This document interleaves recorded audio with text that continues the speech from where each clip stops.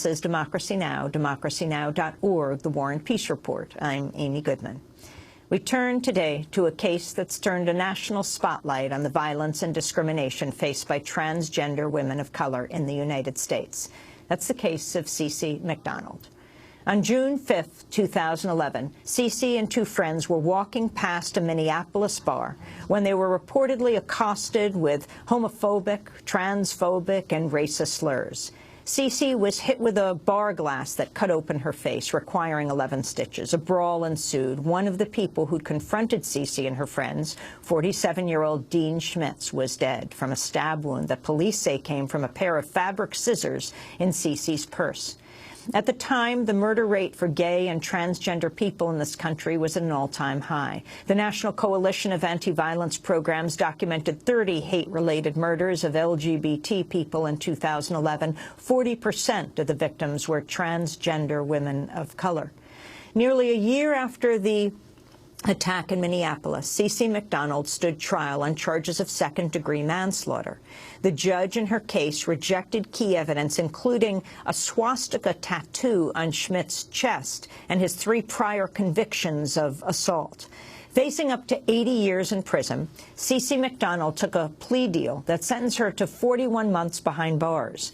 McDonald was held in a men's prison, even though she identifies as a woman. In the eyes of her supporters, CeCe McDonald was jailed for defending herself against the bigotry and violence that transgender people so often face and that's so rarely punished. This is part of a video that was crowdsourced with the voices of different supporters of CeCe McDonald appealing for her freedom while she was still behind bars. On the video, they come together to tell her story. Last June, a Minneapolis woman was attacked on her way to a grocery store with her friends. While passing a bar, a group of onlookers assaulted them, yelling obscenities and smashing a glass in her face. Fearful for her life, she defended it with the only thing that she could find in her bag: a pair of fabric scissors. Fortunately, these scissors saved her life when a man lunged at her and was stabbed. Unfortunately, she was arrested for the man dying because of it. Even more unfortunate, she's been accused of murder and faced with upwards of 80 years in prison. Sound ridiculous? It gets better. The woman attacked is transgender and black. And the main attacker who was killed, a white male neo-Nazi. And the obscenities yelled weren't just any obscenity. Lover. Chicks with the woman to look at that boy dressed as a girl and tucking your head. A hate crime. This was a hate crime. A transphobic, racist hate crime. Why, then, is CeCe McDonald behind bars? Because the Hennepin County District Attorney, Michael O. Freeman, and the court didn't see it that way. They rejected the following as viable evidence: consideration of gender, sexual orientation, race, and class. The climate of violence transgendered people face. Those little statistics that say trans people are more at risk for bullying, violence, domestic abuse, assault by law enforcement, suicide attempts, and hate violence. The swastika tattoo on the attacker's chest. His 3 previous convictions for assault. And best of all, the meth, cocaine, and alcohol present in his system the night of the attack. However, the following were all admissible for convicting CeCe. How she, quote-unquote, handled her scissors in an unreasonable way when being attacked. How she defended her life by killing her attacker. Oh, and she wrote a bad check once. Because the usable evidence was so void of actual substance. The odds were stacked against her. And she was forced to make a choice. Fight the murder charges with little support in her favor. Likely spending years in jail. Only to get slapped with an 80-year prison sentence. Or plead guilty to second-degree manslaughter. And only spend 3 years in prison. She chose the latter. But was it really a choice? The options were so unfair from the outset. When it became not a matter of innocence or guilt, but the degree of guilt. When the paths of freedom boiled down to the lesser of 2 evils. Really guilty or somewhat guilty? No.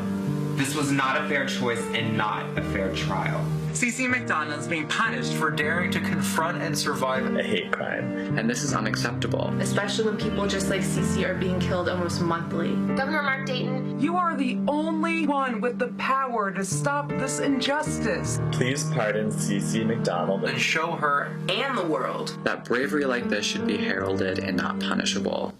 A video that was crowdsourced with the voices of different supporters of CeCe McDonald. Well, CeCe McDonald is now free. She walked out of prison earlier this month after serving 19 months. She was also given credit for 9 months of time served before her trial. And she joins us here in our New York studio. We're also joined by one of CeCe McDonald's most well-known supporters, Laverne Cox, actress, producer, activist, transgender woman who was there with CeCe McDonald the day she left prison. Some fans might be used to seeing Laverne Cox in prison attire. She plays Sophia Burset on the popular Netflix show Orange is the New Black. Her character is a transgender woman in prison for credit card fraud, which she used to finance her transition. Laverne Cox is producing a forthcoming documentary about CeCe McDonald called Free CeCe. We welcome you both to Democracy Now! CeCe, how does it feel to be free? It's a blessing foremost. It's a feeling that I really can't express, but I can tell you it's a huge load off of my shoulders. It's really good to be able to get back into, you know, doing everyday things, being a woman, living life.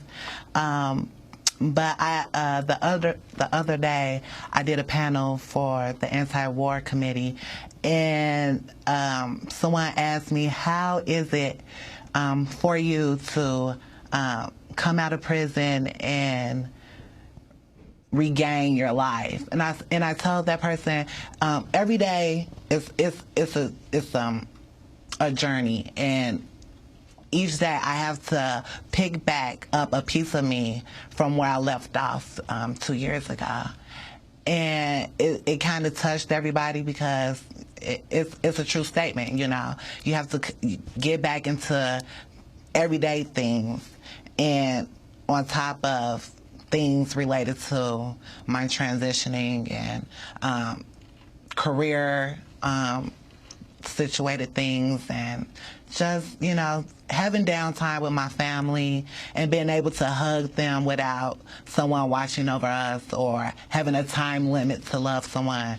I really can't put that into words, but I can just say it's a really, really good feeling to be back with everyone and to actually use this platform that I have now to educate people and to inform people about the violence against trans women, about the prison industrial complex, to let people know about hatred towards women and trans women, and just, you know, be more willing and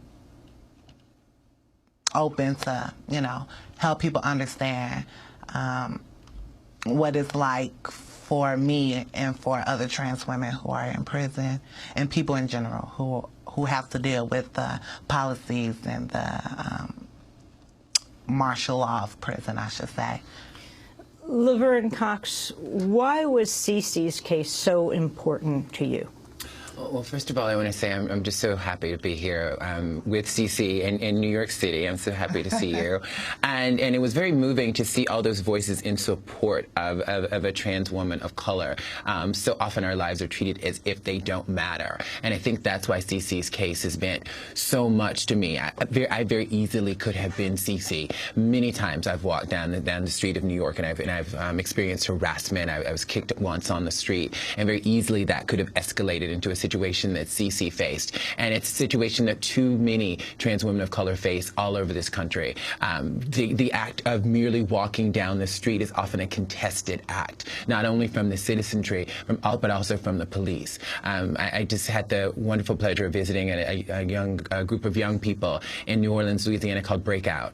And they were formed a few years ago to deal with the criminalization of LGBTQ youth of color in New Orleans by the police. Just a few weeks ago, Gabrielle Sidibe, the wonderful actress, was on the Arsenio Hall show, and she talked about being in New Orleans and basically witnessing repeated acts of profiling of trans women of color in New Orleans by the police. And I think it's really important to she's got a lot of controversy because she used some language that a lot of trans folks find offensive. But what the takeaway should be is that we have a witness to the police brutality that so many trans people face in New Orleans and all over this country. We're going to break and then come back to this discussion. Our guests are Laverne Cox, the actress on Orange is the New Black, which just announced its next season, and CeCe McDonald, who last month was released from prison after serving 19 months there. This is Democracy Now! Back in a moment.